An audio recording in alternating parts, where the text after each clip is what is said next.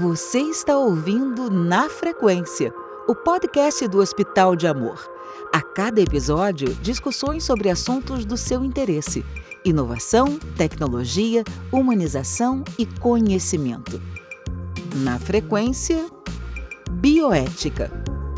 Em comemoração aos 50 anos da publicação do livro Bioética, uma ponte para o futuro. Você será provocado a pensar conosco sobre o futuro da humanidade. Sintonize-se e construa essa ponte para o futuro. Olá, ouvintes do podcast Na Frequência, o podcast de bioética do Hospital de Amor.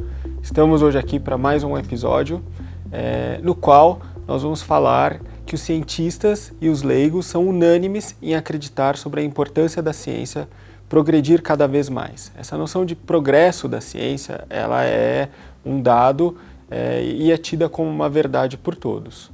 Mas será que é assim? Diante do cenário atual que nós estamos vivendo, é impossível dizer que os fundamentos da ciência devem ficar apenas no campo acadêmico. O progresso científico exige esforços de todos. São várias as ações, são desenvolvimentos científicos atrelados com questões regulatórias, com questões sociais, e a pandemia trouxe tudo isso para o nosso dia a dia, para discussões na nossa mesa do café da manhã. 50 anos atrás, quando publicou o seu livro Uma Ponte para o Futuro, Potter já refletia sobre esses assuntos. E isso revolucionou o modo de pensar e ampliou os horizontes das disciplinas de humanidades dentro de graduações ou cursos de ciência. Eu sou Henrique Moraes Prata, tenho graduação em Direito e em Filosofia. Ao meu lado eu tenho o médico de família, Dr. Marcelo Gobo, e neste terceiro episódio da série Bioética, temos a alegria de receber a médica paliativista do Hospital de Amor, doutora Juliana Tiorlia. Ela atua há 7 anos no Hospital São Judas Tadeu, é uma pessoa que eu tive o privilégio de conhecer desde o meu doutorado em cuidados paliativos. Tem um trabalho maravilhoso na linha de frente com os pacientes e também, não só os pacientes paliativos, mas também como geriatra, né? E ela está aqui para falar conosco sobre a noção de progresso no capítulo 3 do Potter, né? Do conceito de progresso humano no livro Uma Ponte para o Futuro. Seja bem-vinda, doutora Juliana, e eu começo perguntando o que é progresso em geriatria e em cuidados paliativos. Eu penso que progresso em geriatria é conseguir manter a sua funcionalidade enquanto a sua cronologia avança, que são coisas antagônicas, né, de um modo geral. O envelhecimento ele traz perdas funcionais, perdas sociais, perdas econômicas, e o indivíduo precisa progredir e avançar na sua história, né? Um progresso no sentido de avanço na própria história, combatendo o quanto ele pode essas perdas e recuperando o quanto ele pode o que já foi, né? E a maneira de fazer isso é incerta, não existe um caminho pré-traçado, porque depende de cada indivíduo, mas eu penso que progresso no envelhecer é conseguir realizar metas que você estipulou conforme você amadureceu, com o mínimo de dependência possível de outros e o máximo de conservação da sua autonomia e da sua capacidade decisória. Então isso é que eu entendo como progresso em geriatria. Especificamente em cuidados paliativos, em que a perda aí então é muito, muito intensa, inclusive com uma necessidade de criar, às vezes, uma nova identidade diante de uma enfermidade muito grave e ameaçadora da vida, eu penso que progredir significa ressignificar o período que ainda há disponível de vida, fazendo com que esse período traga satisfação das suas necessidades afetivas, das suas demandas filosóficas, até de necessidades latentes que não foram realizadas, dentro de um cenário de caos físico. Então, acho que no cuidado paliativo isso é ainda mais desafiador, porque a perda é mais acelerada do que no envelhecimento comum, no envelhecimento habitual. Então, eu acho que isso é progresso em cuidados paliativos, é obter significado, é obter a conclusão da sua biografia de uma maneira, às vezes, que é uma coisa que muita gente deseja, deixar um legado para aqueles que vão ficar. A construção desse legado, por exemplo, é um progresso grande em cuidados paliativos. Mas penso que é isso que eu tenho como conceito. Vários estudos têm mostrado que as pessoas mudam ao longo da vida. E alguns estudos demonstram que essa mudança ela é necessária. A pessoa que nós somos aos 15 anos é diferente da pessoa aos 30, que é diferente da pessoa aos 60, né? E existe não uma alteração completa, mas realmente uma mudança. É necessário mudar para progredir?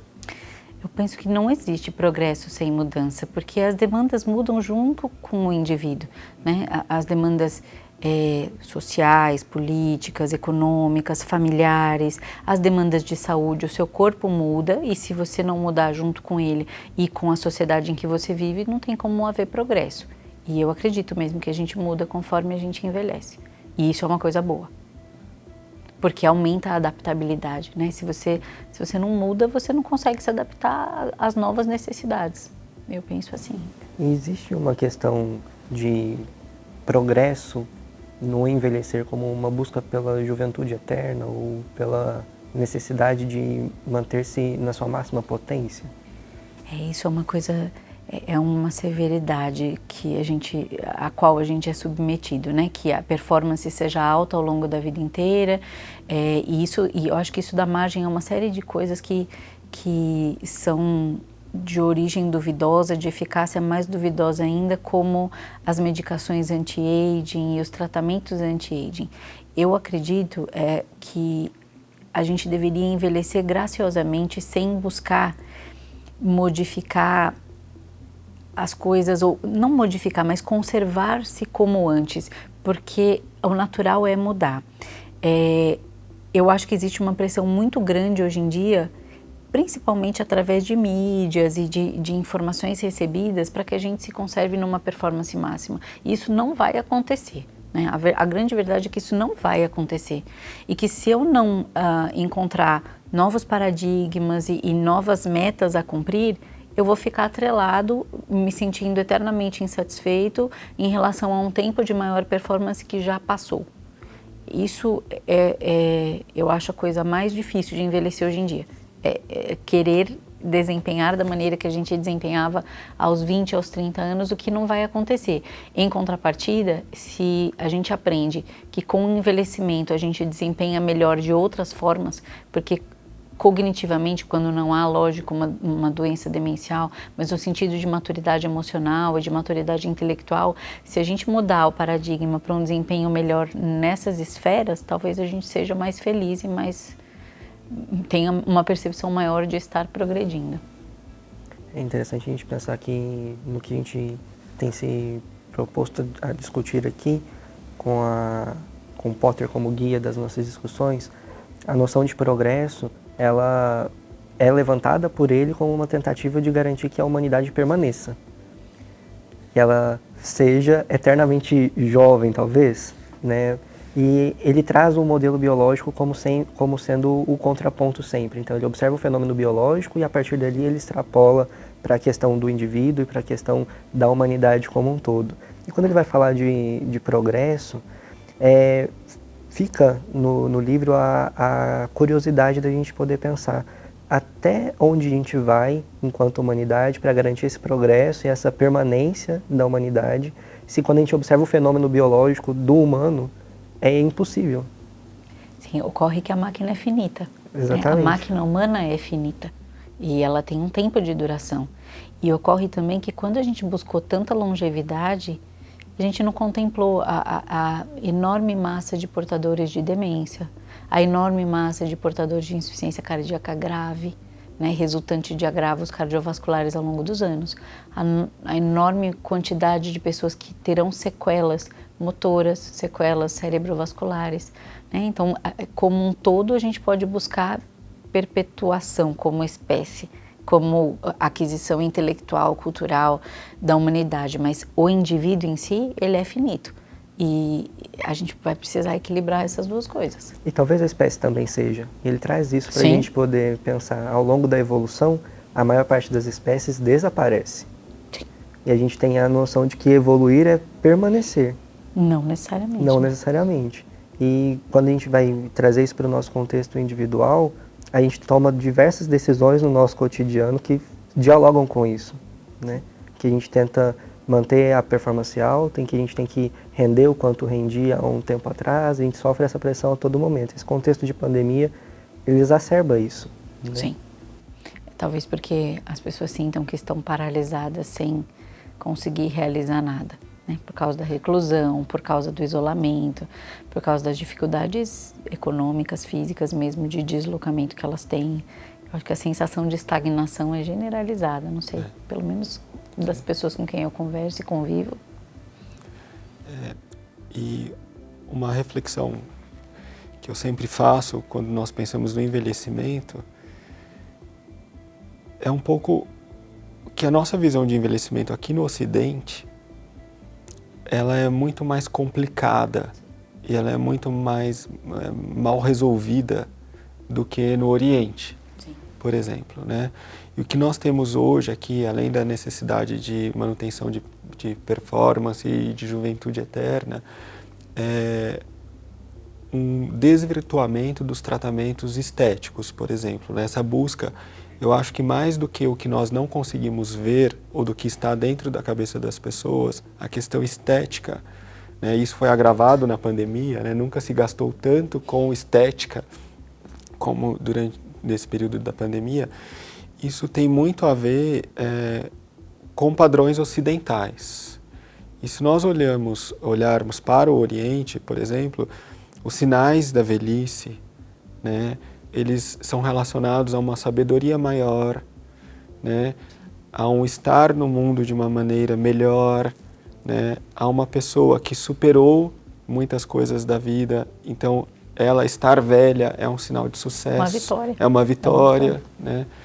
Então, é uma pena que a população do Brasil é muito jovem também, né? Mas é uma pena que o nosso modelo não valorize os mais velhos e não valorize as gerações, a experiência das gerações passadas, né? E isso é muito ruim para quem está numa outra fase de vida, que eles não aprendem. É como se os idosos ou as pessoas de idade no Brasil buscassem o significado nos mais novos e o significado da vida na vida jovem e não o contrário. O que não faz muito sentido, né? Nenhum. Porque, na verdade, como é que você vai buscar na sua juventude o significado do seu processo inteiro de vida?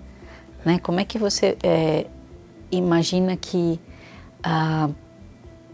tudo que você trilhou e conquistou ao longo do seu caminho, em termos de maturidade intelectual e afetiva, como que você pode pesar as duas coisas na balança e imaginar que quando você era muito jovem era melhor? Né?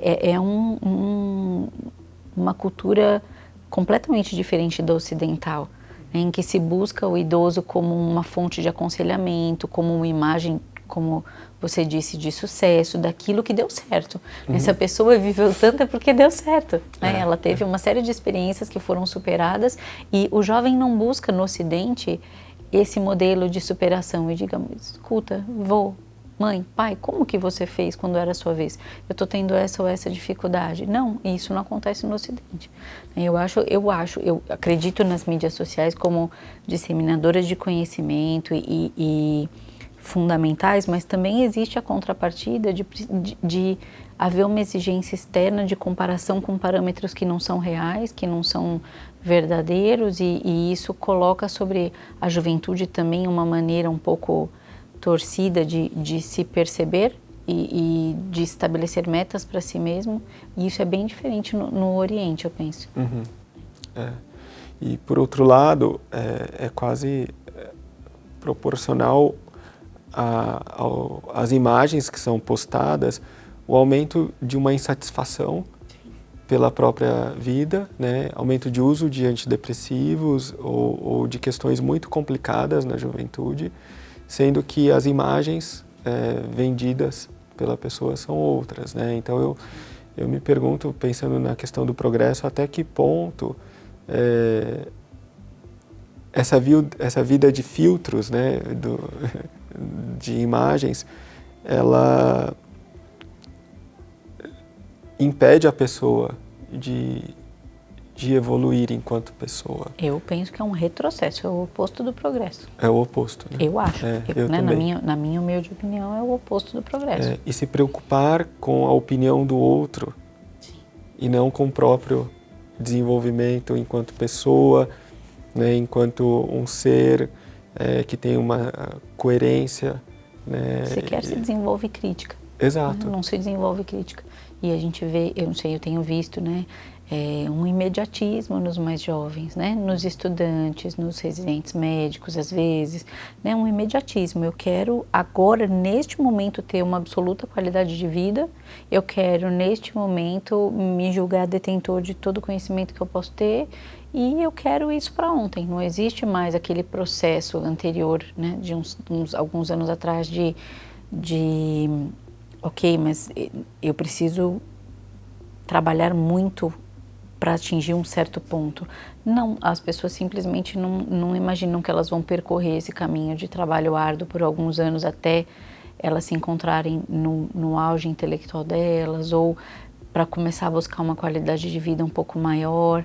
Eu vejo um imediatismo muito grande na juventude. Eu sei também que eu corro o risco de parecer saudosista e nostálgica, e as coisas têm que mudar, mas eu não sei se esse imediatismo e se esse paradigma de aparentar o que nós não somos ou o que nós não temos realmente é salutar para progredir. Eu acho que... Ou de não olhar para dentro, né? Sim, de só olhar para o outro. Só olhar para o outro. A minha referência é externa, não é interna.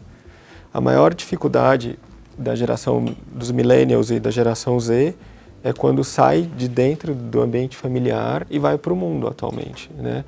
Eles não têm ferramentas sociais, né? Não têm social skills e não têm parâmetros de sociabilidade. E isso é muito complicado, né? Porque deveria ter sido adquirido numa etapa anterior. Como que você depois se relaciona em sociedade, né? Quais valores essas pessoas levam adiante, e são pessoas que daqui a pouco estão tomando as decisões em saúde pública, né, em direitos coletivos, né, então é desafiador. Uma intolerância à frustração, né, que eu acho que inclusive acontece em relação ao próprio envelhecimento, né, eu não tolero envelhecer, eu não tolero ter uma performance menor, porque eu não sequer estou me comparando, vivendo em sociedade com outras pessoas e vendo que isso faz parte da vida, né? São bolhas pequenas de relacionamento físico, concreto, social, que era onde a gente antigamente aprendia o que é um comportamento aceito e o que não é, para um outro mundo em que eu tenho pequenos universos de comportamento ditado por um terceiro e não por mim mesmo. A dimensão disso é tão grande que, se a gente for pensar em diversos níveis, isso modifica a nossa neurofisiologia. Então, geracionalmente falando, né, quanto mais intolerância à frustração eu tenho mudança na minha regulação interna de dopamina, na minha exposição de neurotransmissores, de receptores e dos transportadores, e isso muda como o meu cérebro funciona. Então, não é só uma questão geracional cultural, ela é biológica também, é a expressão disso. Então, quando uma criança chora e eu demoro a poder atender aquele pedido, eu estou modificando como o cérebro dela se estrutura e lida com frustração. Quando eu hiperexponho a gratificação espontânea, então eu tenho um aplicativo, eu curto alguma coisa ali, eu compartilho, no meu cérebro isso é chuva de dopamina. E eu modifico como o meu cérebro pensa. E a gente modifica como a humanidade como a humanidade ocidental é. É uma modificação até anatômica, né? É anatômica. Então, o progresso, esse progresso macro, ele modifica a estrutura biológica do indivíduo. Porque embora a gente, como a gente abordou lá na nossa primeira discussão aqui, seja geneticamente programado, o nosso ambiente, ele força uma expressão genética ou não, e a gente vira uma humanidade diferente a partir disso. E aí, consequentemente, a gente vai envelhecer diferente. A gente vai ter uma noção disso quando a geração millennial estiver envelhecendo. E não tolerar o envelhecimento como já não tolera a limitação hoje de ter que esperar 10, 15, 20 minutos para poder ter uma gratificação, uma resposta, ou intolerar a incerteza, a angústia, que é inerente ao processo humano. Como a gente também abordou aqui, a questão de eu não sei o dia de amanhã. E isso é extremamente angustiante para alguém que precisa saber hoje, ou daqui 10 minutos, ou daqui 2 horas e esperar. Sim. Eu fico pensando como deve ser difícil a convivência entre gerações de modo tão próximo assim, diante de desafios que são cotidianos e impostos pela pandemia agora, em que todo mundo está ligado dentro de casa e tem que ficar ali e os conflitos geracionais só aumentam. E para os jovens, eu acho que a pandemia vai trazer uma coisa tão difícil de lidar, que vai ser a ausência dos pares da própria idade fazendo esse controle social do que é aceito ou não. Eu acho que esses jovens, eu digo isso porque tem um de 15, um de 10 em casa, eles estão, toda a base de comparação são os pais ou aquilo que existe no mundo virtual, quando na verdade estão em plena idade de conhecer o que é aceito pelos colegas e o que não é, que tipo de comportamento é adequado ou não. Porque não basta só a comparação com os pais, né?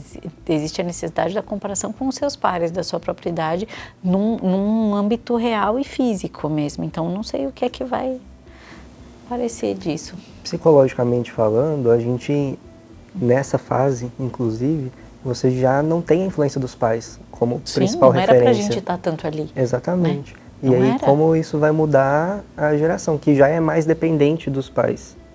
A grande diferença das gerações envolve isso, né? Os filhos saem de casa mais tarde, você tem mudanças de ciclo, né?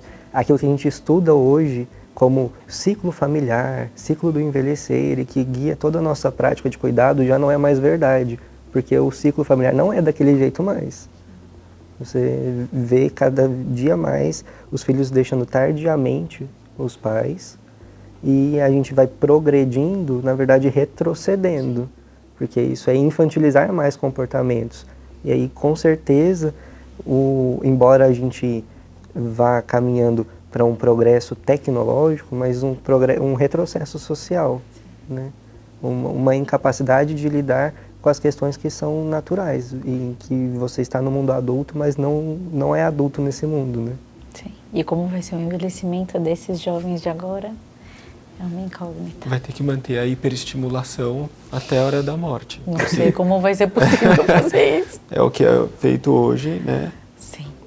Para a terceira idade, porque vai ser insuportável lidar com a ausência de estímulo. Com a ausência de estímulo. Com a quietude, com o insight.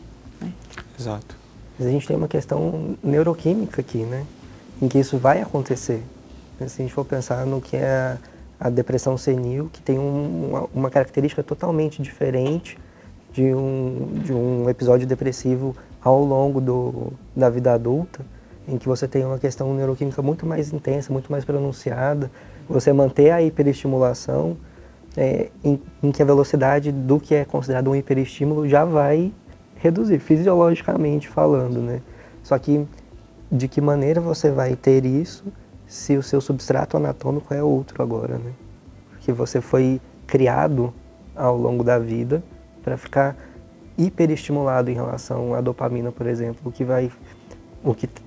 o efeito fisiopatológico da gente, naturalmente pensando, se você está hiperexposto e você tem uma redução, você vai ter uma abstinência muito maior, né? Então talvez a gente tenha idosos muito mais deprimidos, muito mais demenciados do que a geração atual. Oremos. E tentando fazer um exercício de futuro com vocês aqui, nós tivemos no século passado, né, a Primeira Guerra, de 14 a 18, e depois a gripe espanhola. E depois de 2 anos de gripe espanhola, os loucos anos 20. né, que foi a década mais louca do século passado. Toda a literatura, todos os filósofos, né, o que é possível ler e perceber, né, do que era a França em 1920 e alguns outros lugares do mundo, né? Como que vocês enxergam que vai ser depois, né? Será que vamos ter outros anos 20 agora, na década de 2020? Aprendemos outras coisas ou a nossa experiência é diferente porque ela não teve 4 anos de guerra, né? Fomos direto para uma pandemia. Como será que vai ser? Eu não sei se haverá a mesma efervescência cultural de antes. E eu penso que, embora a gente tenha muito mais conhecimento e muito mais informações disponíveis, eu acho que existe uma maneira de buscar a informação e uma maneira de aproveitá-la. E eu não sei se é isso que está ocorrendo com a juventude hoje em dia, ou mesmo entre os adultos. Então, eu estou tentando imaginar que talvez uma pequeníssima parcela consiga efervescer e inventar alternativas para interagir socialmente ou para produzir cultura, mas eu não sei se a grande porção da população, a maioria da população vai fazer esse movimento. Eu realmente não sei dizer isso. A gente tem uma questão que, embora a gente não tenha a guerra, a gente tem a consequência do fenômeno guerra acontecendo. Porque a guerra, a primeira guerra, ela aconteceu longe das pessoas. Então, os indivíduos que vão fazer com que as coisas aconteçam, eles não estão no campo de batalha. Mas você vive a recessão que a guerra traz. A gente tem isso como cenário humano hoje e a pandemia vindo e trazendo isso para a gente, limitando. Eu li um texto da Maria Homem sobre isso, em que ela fala sobre a falta de catarse coletiva que a pandemia obriga, impera, com a restrição do carnaval, por exemplo. E aí, o que você descreveu é uma catarse coletiva tardia, né? Depois do fenômeno da restrição da guerra e da pandemia. Isso é um fenômeno humano necessário, então provavelmente isso tende a acontecer. Como é que talvez seja diferente? A gente vai precisar ter esse período de catarse do que é acumulado, especialmente em relação à frustração das coisas mais simples, como o contato com as pessoas que são queridas. Um temor que me vem é que eu acho que muitos anos ainda a gente vai passar por dificuldades econômicas seríssimas e isso vai aumentar potencialmente, eu não sei se eu estou correta em relação a isso, mas eu acho que a pior econômica, a recessão econômica, ela vai aumentar a violência, ela vai aumentar as situações de brutalidade dentro da sociedade e aí eu queria ver como seria para haver uma efervescência cultural diante disso. Eu não sei se nós especificamente conseguiremos por causa da situação econômica e social do país. A gente tem outros fenômenos de pandemia em que você não tem o fenômeno guerra antecedendo, mas que servem de modelo para a gente poder pensar no que acontece como consequência, né?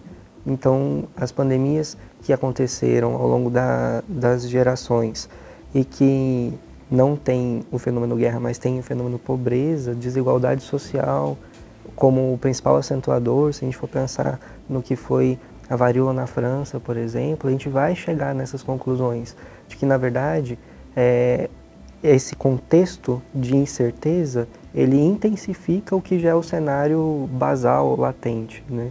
E quando você limita, no nosso caso a gente está limitando aquilo que era a catarse para lidar com o basal. Então você tem uma amplificação do problema que já é prévio. Não é a pandemia em si que é a questão, né? Se a gente for olhar para a situação de Manaus no Brasil hoje, não é a questão do vírus ou de uma variante mais agressiva, é a questão da desigualdade social que é o principal problema. Quem morre nessas situações é a pessoa que está mais vulnerável economicamente ali falando. Quem não tem essa possibilidade já deixou Manaus, não está mais naquele círculo. E aí são essas pessoas que estão privadas da catarse que vão sofrer as consequências mais severamente. E é o que vai intensificando o colorido social, que agrava as questões da violência, por exemplo, né, que torna a figura muito mais sombria e macabra. Talvez a gente não tenha, pelo ambiente cultural do Brasil hoje, as mesmas pinturas, as mesmas poesias, as mesmas músicas que a gente viveu e experimentou em outros anos, né? Mas provavelmente a gente vai experimentar o mesmo fenômeno, com mesma semente em outro solo, né? Aí as questões de justiça global ou bioética global, né? Inclusive, dessa vez, tem organismos internacionais, como a Organização Mundial da Saúde, e eles têm falado muito claramente que tem que haver, né, uma distribuição de insumos imunizantes e que os países que têm mais recursos precisam olhar para o mundo. Eu não posso pensar só dentro dos meus limites, porque afeta a todos. Então essa noção também de que ao mesmo tempo em que houve um fechamento de fronteiras, a reabertura depende de uma distribuição de recursos, mexe inclusive com tudo que tinha sido feito, com acordos, o próprio TRIPS, e vários outros acordos comerciais grandes, né? Por quê? Porque eu tenho uma emergência sanitária, eu tenho uma questão ameaçadora não da minha vida, mas da espécie, né? Num cenário complexo, global complexo, né? E no qual permanece ainda uma divisão muito grande entre países ricos e países pobres. O ser humano vai ser finalmente obrigado a olhar para o próximo dele, para o seu próximo. De um jeito ou de outro eu vou ter que olhar. Talvez não vai ter jeito. Você seja a melhor pessoa para poder falar sobre isso, porque evidencia a ética da alteridade com uma potência muito alta, né? Porque eu não consigo garantir a minha sobrevivência se eu não garanto a sobrevivência do outro. E aí, enquanto povo, enquanto nações, porque a gente depende uns dos outros muito, né? Levinas, imagino que você esteja falando por conta de Emmanuel Levinas, que é o filósofo por si, que tratou de alteridade, e a experiência dele de refugiado e no Holocausto, né, quando ele sai da Lituânia, vai para a França, e essa experiência que também está presente em toda a obra de Hannah Arendt, né, isso precisa ser transposto para um contexto maior, né? E agora nos obriga, talvez por tudo que já foi feito nos últimos 70 anos, né, desde a criação da ONU e de alguns documentos internacionais, a agora partir claramente para uma deliberação de compartilhamento de recursos, porque senão não tem como todos sairmos, não é sairmos bem, é sairmos dessa situação, né? E a questão da distribuição dos imunizantes a todos os países do mundo, né? A realização de ensaios clínicos também que beneficiem diferentes populações e um olhar para doenças negligenciadas ou situações que poderiam ter originado epidemias ou pandemias também vai mudar para sempre, né? Uma coisa era um problema muito longe, que julgavam que nunca iria nos afetar. Outra coisa é perceber que, na verdade, no nível de conexão que nós vivemos hoje, né, graças aos transportes, a possibilidade de atravessar o mundo a qualquer momento, fronteiras abertas, tudo, não existem mais problemas locais, mas todos os problemas são globais. Um lado negro da desigualdade social que a gente às vezes não vê é que o bem do outro respinga em mim, mas o mal do outro respinga muito mais. Quando a gente vai pensar em termos de saúde pública, onde você tem desigualdade social muito grande, desigualdade de distribuição de renda muito grande, os mais ricos vivem menos. Então todo mundo paga a conta. Só que aí a gente tem uma questão do ressentimento, né? Do mais rico perder o privilégio. Não, quando a gente faz uma promoção de igualdade, não é o que mais vem ao problema é essa destituição do privilégio. E achei interessante na distribuição das vacinas, o Canadá, por exemplo, que comprou muitas vacinas, eles já têm o plano de distribuição e de doação para outras nacionalidades, que é a escolha ética, né?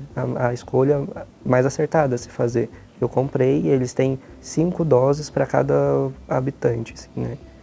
Que é um país extremamente restrito, mas com plano de distribuição já para outras nações que não conseguem comprar, porque não há disponível no mercado para todas as nações, né? E é interessante falar sobre isso num contexto de agenda de bioética, né? Porque eu sempre falo para os alunos, as nossas discussões no Brasil, a gente pode fazer uma analogia com a televisão branco e preto. Nós estamos com 40, 50 anos de atraso no que nós estamos discutindo, dos temas que estão sendo tratados, seja na academia, no legislativo, no judiciário, né? E o mundo inteiro está na TV 8K da bioética e o Brasil está na televisão branco e preto com a antena, né? Então esse descompasso, ele precisa ser quebrado, pelo menos no âmbito acadêmico.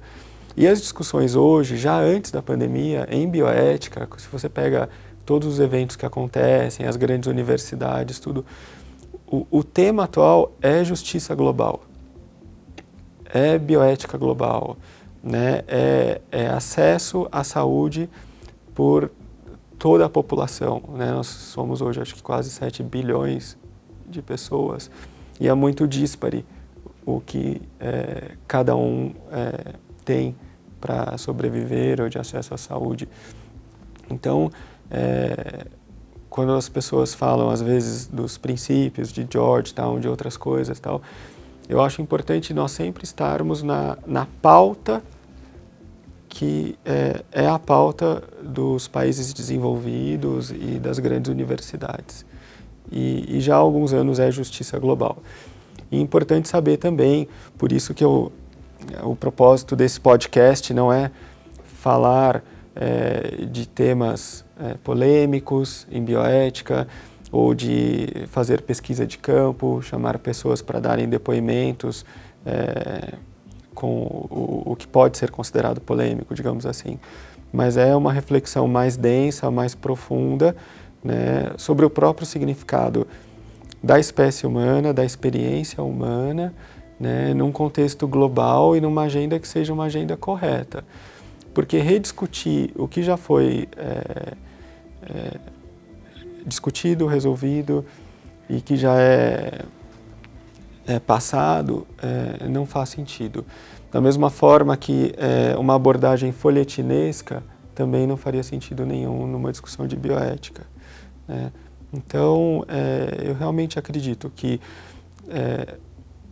e espero que no luto coletivo atual, que seja um luto bem resolvido e que resulte uma experiência de alteridade e de vida, seja entre indivíduos, seja entre nações, porque do jeito que as coisas estavam, né, se a gente pensar, a Organização Mundial da Saúde é sempre muito feliz em todas as colocações, etc., mas, por outro lado, se a gente pega a Organização Mundial do Comércio, algumas pautas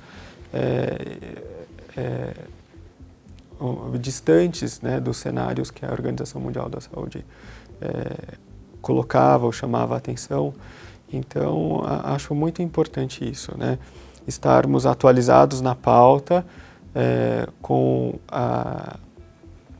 digamos, a densidade necessária, uma aproximação correta de assuntos que são mais importantes do que outros que já são tratados cotidianamente em programas de televisão, né, em programas de auditório. Acho importante dizer também para os ouvintes que assuntos que são de bioética, mas que estão no dia a dia, nós não iremos tratar, porque a reflexão proposta aqui é algo mais aprofundado e que olhe para a pessoa enquanto ser humano e para a coletividade enquanto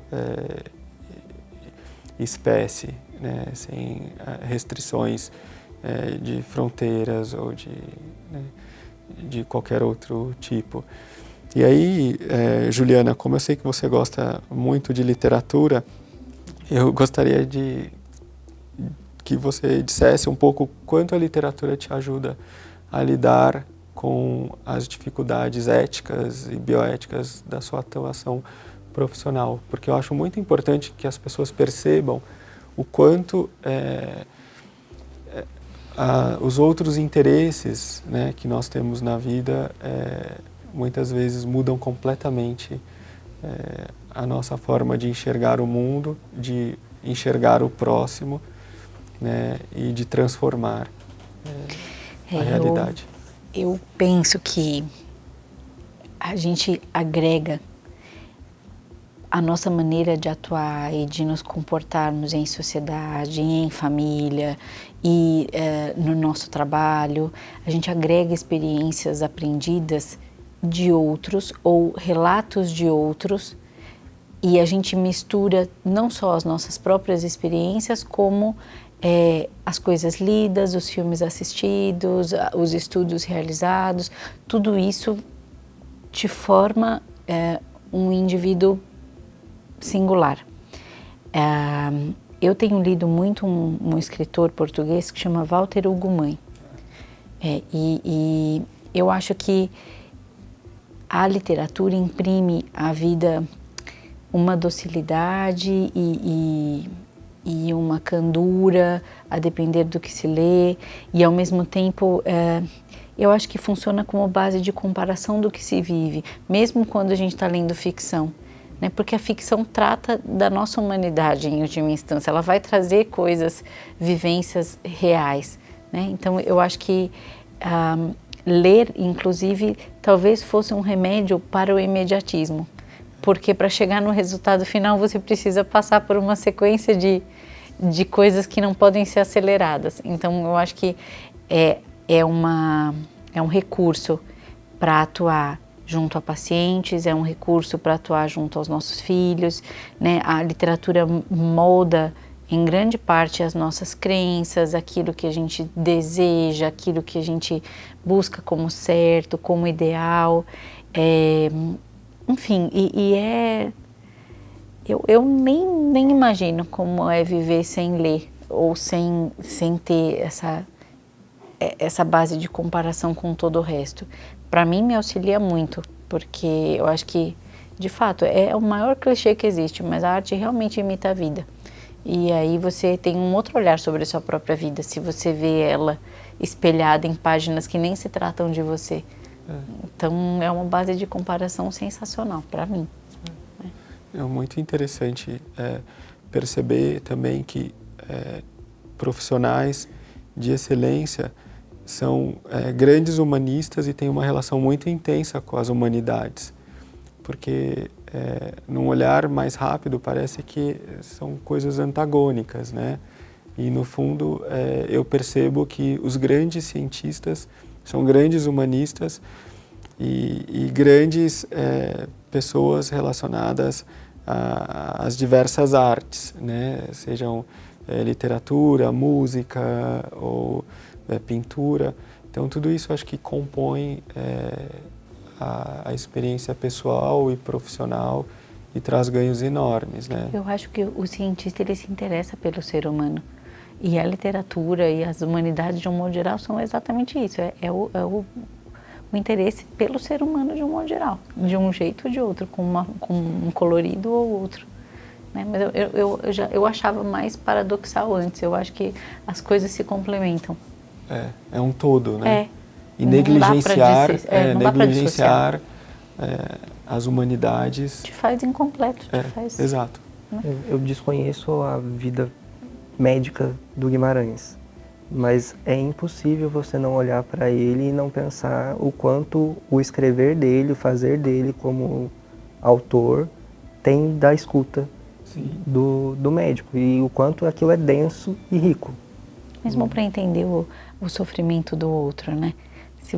Há coisas que a gente lê que que nos facultam até colocar em palavras aquilo que o outro está sentindo num exercício de compreensão do seu doente, do seu paciente, no caso do médico. Coisas que a gente lê e que você não conseguia dar nome até que alguém Escreveu mais sabido que você deu nome e você leu e consegue transportar aquilo para a sua prática, né? No consultório a gente tem essa experiência. O nosso entendimento clínico, ele depende de uma escuta e de alguém que traduziu em uma narrativa que é única, uma experiência que a gente vai categorizar como um sintoma ou como um sinal. E é o que ele faz quando ele coloca os neologismos, quando ele traduz o que a gente vê todos os dias, né? Todos os dias a gente vê diante da nossa mesa, na cadeira, alguém que está contando uma história a Guimarães Rosa. Todos os dias. E talvez essa seja a melhor coisa do nosso fazer, né? Eu falando sobre literatura, que eu estou agora com essa mania do Walter Ugumãe, ele descreve num dos livros dele uma cena de luto, de viuvez, na verdade, de um senhor que acabou de tornar-se um viúvo.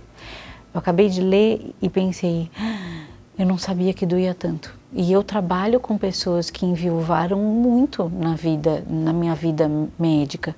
Mas quando eu li aquilo nas palavras dele, eu pensei, meu Deus, eu não imaginava que podia doer tanto, porque ainda não vivi. Mas isso me ajuda a trabalhar com outras pessoas que estão passando pela mesma coisa. E é uma coisa que não tem nada a ver com a minha parte científico-prática. Então eu acho que é fundamental, né? Não tem e tem. E tem. Como atender uma paciente com questões de uma cadeira de rodas ou algo assim e ver as pinturas da Frida Kahlo. Sim. Né? Sim. Aquilo te faz pensar de uma forma muito maior, ou a própria Clarice Lispector, né? Que é uma Frida Kahlo da literatura. Sim. Eu fico feliz que ao final desse programa de progresso nós tenhamos falado de Guimarães Rosa. Eu acho que Guimarães Rosa foi, do meu humilde ponto de vista, o maior escritor assim, brasileiro, é o que eu mais gosto. E Miguelin, para mim, é a grande obra dele. Mais que Grandes Sertões, que tudo. O Miguelin na novela Campo Geral, é a verdadeira humanidade aquilo, a história daquele menino. Então, nós encerramos aqui pensando em literatura, pensando no progresso humano como algo necessário. E essa reflexão bioética passa obrigatoriamente por uma reflexão literária, né, do que é a nossa condição. E os assuntos, como os que nós tratamos hoje, também merecem ser discutidos em todas as esferas da sociedade, né? E eu aproveito para agradecer novamente a doutora Juliana por ter estado aqui conosco. Foi um prazer. Foi uma honra para nós, a primeira participação de outras que virão. Obrigado por compartilhar o seu conhecimento conosco. Eu creio que os nossos ouvintes também aproveitaram muito. E encerramos este episódio já deixando o convite para o próximo programa, na certeza de que a cada dia nós conseguiremos apresentar uma reflexão ética, bioética, e uma nova perspectiva para a relação humana, para os encontros que acontecem aqui, sobretudo o encontro paciente-profissional de saúde. Muito obrigado a todos e até o próximo programa. Você ouviu Na Frequência, o podcast do Hospital de Amor. Obrigado por estar conosco e construir essa ponte para o futuro. Sua doação nos ajuda a compartilhar conhecimento e salvar vidas. Entre nessa sintonia. Acesse hospitaldeamor.com.br/doe e faça a sua doação.